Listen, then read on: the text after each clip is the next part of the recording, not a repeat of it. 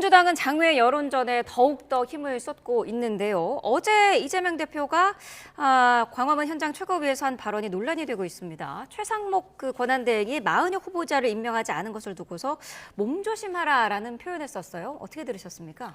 굉장히 부적절한 발언이죠. 몸조심하라, 그리고 언제든지 체포될 수 있다. 네. 이런 말은 오히려 이재명 대표가 야외에서, 그 광장에서 오히려 지지층들한테 최상목 권한대행에 대해서 오히려 테러를 하고 네. 정말 체포를 하라는 그러한 지시와도 같은 그런 뉘앙스로 들립니다.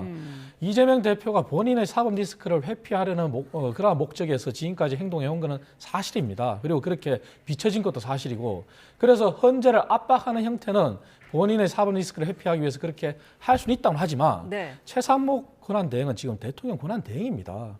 그렇다면 대통령의 권한을 지금 행사하고 있는 위치에 있습니다. 그런데 이렇게 막말을 하는 것은 그야말로 부적절하고 누가 보더라도 동의할 수가 없는 말입니다. 그래서 네. 이재명 대표가 향후 대권 주자로서 본인이 국민들의 지지를 받기 위해서는 이러한 막말을 멈춰야 되는데 하루 이틀이 아닙니다. 이재명 대표는 조금 잠잠할 만하면 막말을 하고, 그래서 이번 이러한 운동도 굉장히 부적절하다. 그리고 오히려 지지층들을 규합하고 헌재를 압박하려는 목적이라면은 왜 그게 필요한지 본인이 이성적으로 얘기해야지. 지금 이성을 잃었습니다. 그래서 네. 오히려 매일같이 지지층을 독려하고 광화문 광장에 그렇게 천막 농성을 하고 한번 광화문 광장을 가보십시오. 낮에도 교통이 얼마나 막힙니까? 그런 게 다 사회적 비용이거든요.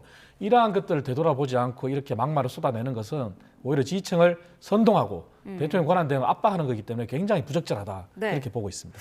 여권에서는 테러리스트, 깡패 이런 단어까지 쓰면서 이제 이재명 대표를 비판을 했는데, 민주당은 헌법 수호의 의지를 보여달라라는 의미였다, 이렇게 지금 얘기를 하고 있어요. 그런 거죠. 모든 국민이 헌법을 지켜야 됩니다. 그리고 가장 최전선에 있는 게 대통령 권한대행입니다. 본인이 헌법을 지키지 않는데 대한민국 국민 누가 헌법을 지켜야 되죠? 그래서 이건 너무나 중요한 원칙입니다. 민주주의의 존립 근거이기 때문에 그렇습니다.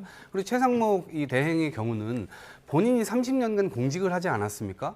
공직을 어떤 걸 근거로 하죠? 법률을 근거로 합니다. 그 법률들은 대부분 다 헌법에서 비롯돼서 나오게 됩니다. 네. 그래서 그거를 근거로 해서 이 국가라고 하는 게 존속이 되는 거예요. 그런데 이거를 지금 지키지 않고 있는 부분에 대해서 국민들 역시도 굉장히 큰 공분을 갖고 있는 겁니다. 왜 우리한테만 지키라고 하지? 그리고 실체적인 위협으로 이게 작용이 되는데, 저희가 3일 전에 OECD에서 우리가 0.6% 잠재 성장률을 낮췄습니다. 그래서 2.1%에서 이제 1.5%로 낮아진 상태인데, 네. 이것이 완전히 경제적으로는 국민들에게 굉장히 큰 부담으로 가중이 될 것이고요. 그다음에 미국에서 민간 국가 지정하지 않았습니까? 미국 에너지부에서 우리나라를 민간 국가로, 아니 우리가 한미 동맹 국가인데 이런 부분들조차 대통령실이나 외교안보 쪽 라인에서 몰랐다는 거 아닙니까? 외교도 굉장히 큰 공백으로 지금 작용을 하고 있습니다. 네. 지금 최상목 경제부총리가 헌법을 지키지 않음으로 인해서 대외 신인도에도 굉장히 큰 문제를 일으킵니다. 우리나라가 민주국가 맞나요? 이렇게 생각을 할 수가 있어요. 그렇기 때문에 그 지점에 대해서 분명한 경고를 내려야 된다라는 어떤 생각에서 아마 이런 말씀을 하신 것 같은데, 네. 저는 어찌됐건 사람의 말을 꼬투리를 잡아서 그렇게 하는 것이 아니라 실체적으로 헌법을 지켜야 될 게 아닙니까? 당연히 그 부분을 강조하기 위한 말이었다고 봅니다. 네.